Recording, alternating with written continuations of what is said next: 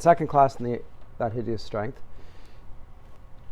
we entered into it very lightly last time, talking about it thematically and talking about how the supernatural, which was little in evidence in the first and more in evidence in the second, becomes the whole framework in the third, so that it becomes almost an apocalyptic novel, and in which the themes of good and evil, which are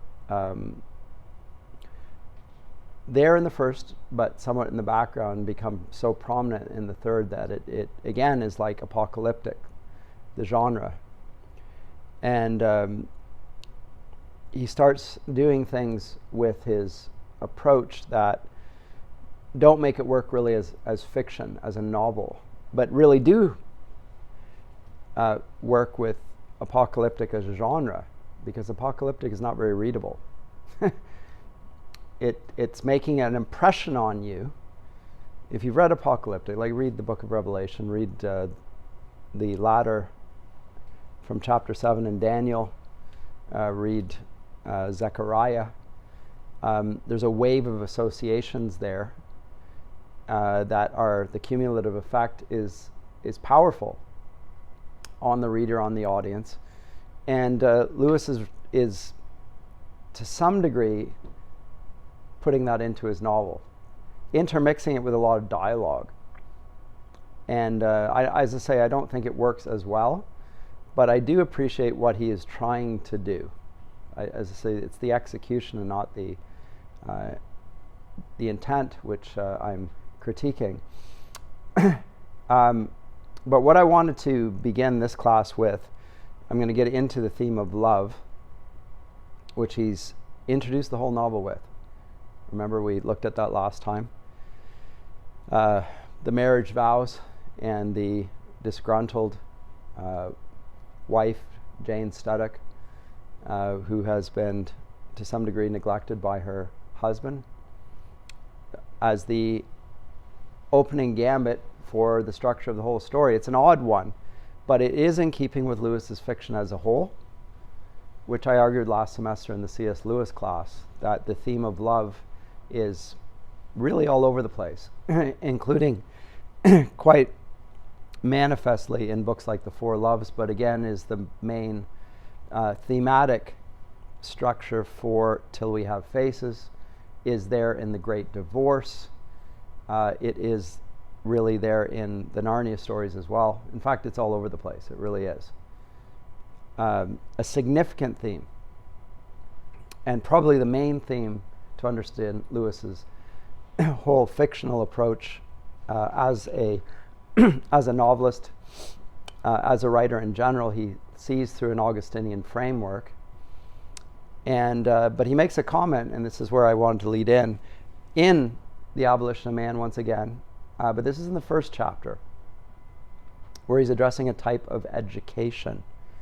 And remember, Bracton, the venue of sort of the stage for the action in this novel, is a university of a certain type, and the certain type is the type he critiques in The Abolition of Man.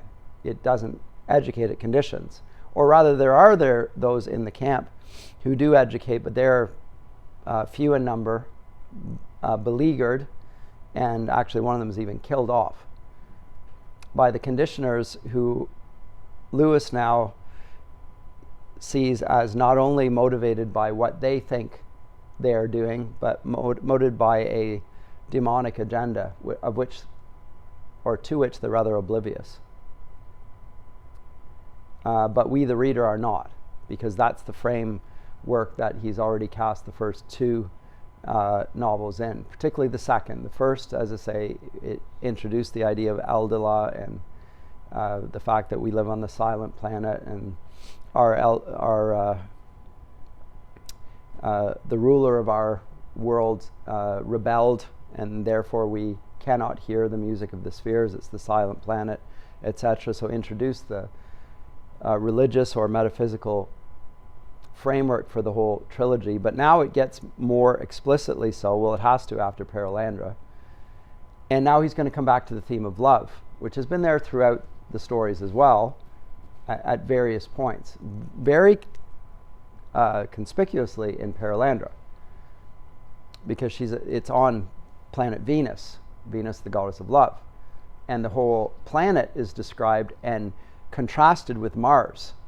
And so there's a certain portrait of sexual differentiation and not just, and complementarity between the two sexes, which he sees as being more than simply related to male and female nature, but the whole order of creation has something of complementarity about it. There's a binary nature to the natural reality, which expresses itself in differentiation, not necessarily male-female, but differentiation. This seems to me a sympathetic way of reading Genesis 1, which is of separation, differentiation, opposition, and yet not hostility. The hostility comes after the fall, the differentiation and the distinction, and to some degree the tension between them is there when God separates the lands from the sea, the heavens from the earth, the water from the lands, the animals of the air from the animals of the land, from the animals of the water, the male from the female. And in the male and the female differentiation, there's the fact that we bear the image of God. So it is connected to something to do with, in Genesis 2, it becomes clear that it's connected to their ability to speak, because God speaks creation into being. Adam has the animals paraded before them. He names them. He can reason about it in the speaking, so there's a sense he understands, or he's almost taxonomizing when he names them, saying something about their nature, not just calling it any old word that comes into his mind. It has a rational character, so it's a scientific description of some sort, as well as poetic. All those things are pulled into this, and of course God also does it, and when he does it, he calls it good. And Scripture later describes God as love in his character. A great deal of emphasis this on in 1 John. Strong emphasis on God's loving nature. Anyway, that's the downbeat of Augustinian theology. And Lewis is going to now bring this back into the discussion when discussing what's going on in Bracton at this university, where they are not understanding things in terms of the Ordo Amoris. Now remember what I said, or set this up in terms of Lewis's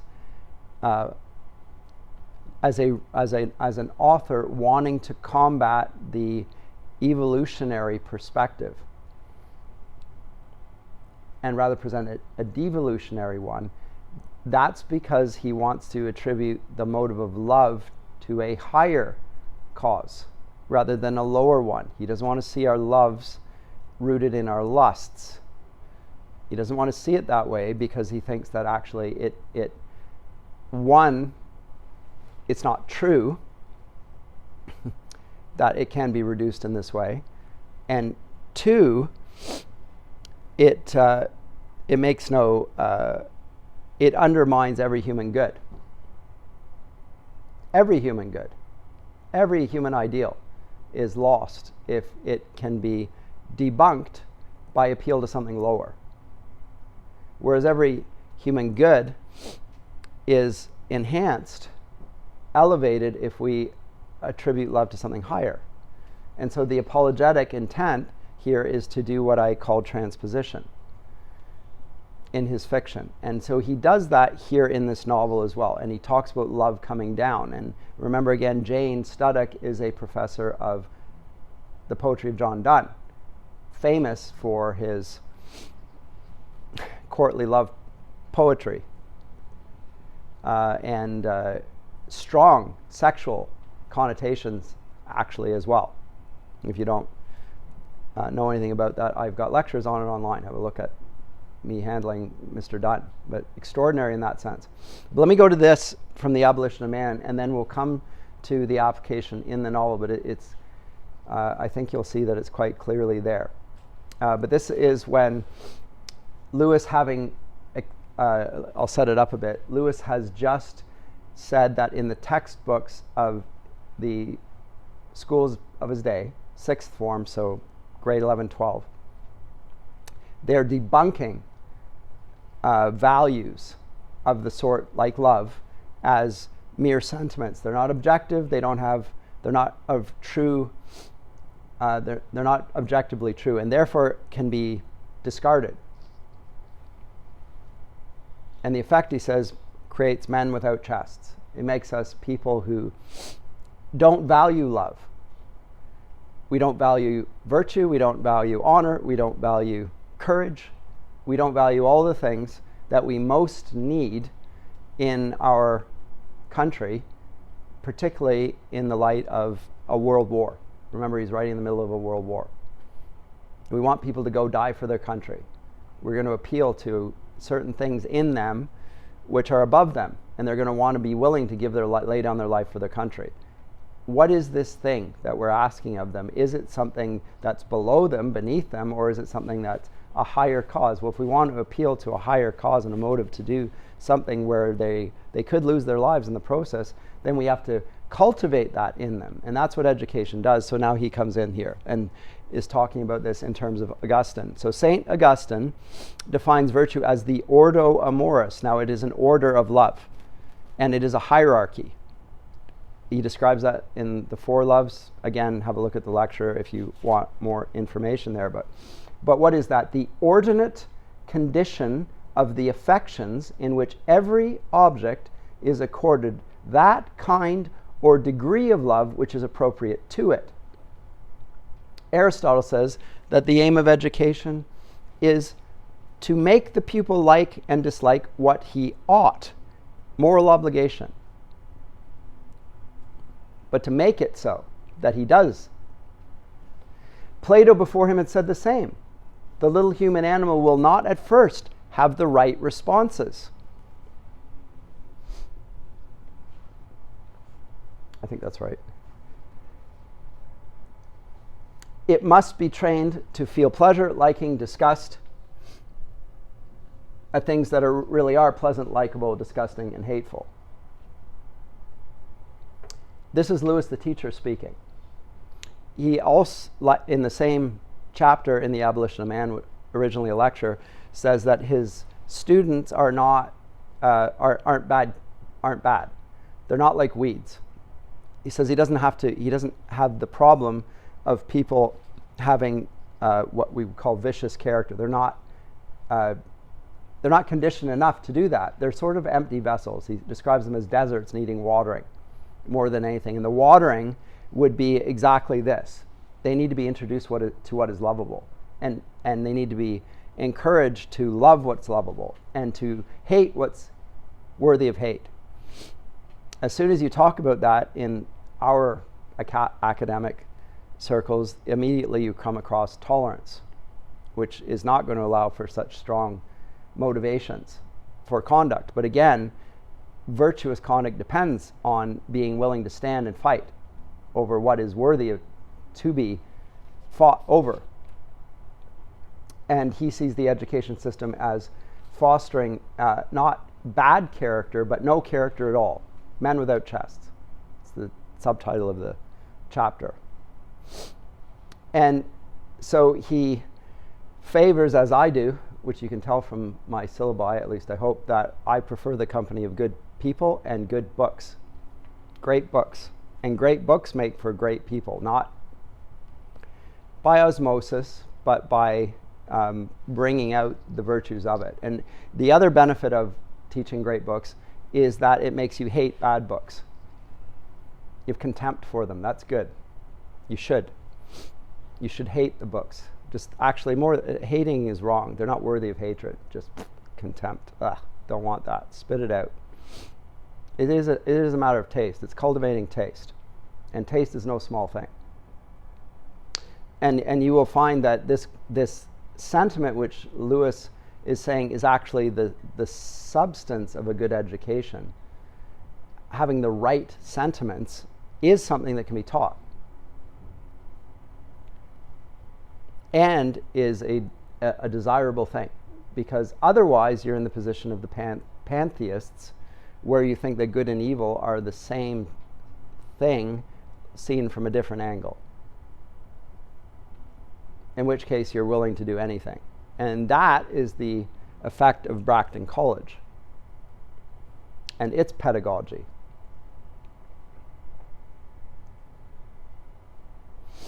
And so what he does here, he does it in his academic work. He writes on Spencer and Milton and Chaucer and many others, medieval literature. But how many people get won over with those academic works? Not many. But in his fiction, how many does he bring to want to study medieval literature because of that? And the answer is a great many. And so that what is he appealing to? He's appealing to their chest. That's what he's getting them. He's giving them a chest, and then with the chest, then they want what they lack, which they wouldn't have wanted until their hearts were pulled. So he's pulling them, right? So that's and I think there's something to be said as a pedagogical practice. You can't assume that there's a goodness in the child that doesn't need to be awoken. You have to awaken it. It's not that it's not there; it is there. But you have to wake up the sleeping goodness in the child. And this is a theme throughout his work, particularly in his fiction. So in That Hideous Strength, the reason Mark Studdock is open to being manipulated is because his education has made him into a straw man, a man without a chest. He's a sociologist. And even when he experiences real discomfort in the company of the officials of the NICE, he doesn't know what it means, and he doesn't know how to respond to it. He has there's nothing in him that allows him to move away from it or recognize it for what it is. So he's been ill-equipped for life.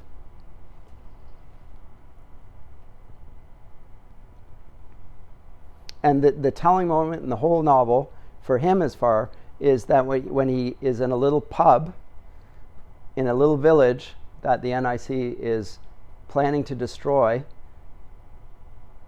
he says to his companion, on a fine morning there's something rather attractive about a place like this, in spite of all of its obvious absurdities. And when his companion expresses contempt for this, Mark just immediately agrees with him. Oh, of course, you're quite right. That sort of thing has to go. But it had its pleasant side. He's trying to keep his position and grant his opponent's position because his opponent's implacable.